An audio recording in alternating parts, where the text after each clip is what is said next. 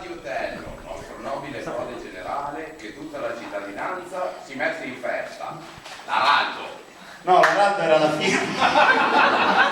L'Araldo non è da leggere la firma. Allora, però ce l'aveva quasi, sei bravissimo, devi solo impostare un po' di più veloce. Volontà! Sei un Araldo di quelli. Io ti direi, suoni prima la trombetta e poi leggi, poi ci siamo. Comunque, ma è bello, ma te lo spiega lui che è musicista. Bravissimo!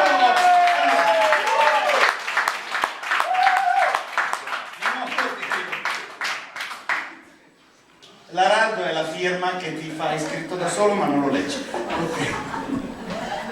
E quindi siamo a ma ecco che arriva l'Araldo! Stai morendo. È volontà di Otello, nostro nobile prode generale, che tutta la cittadinanza si mette in festa.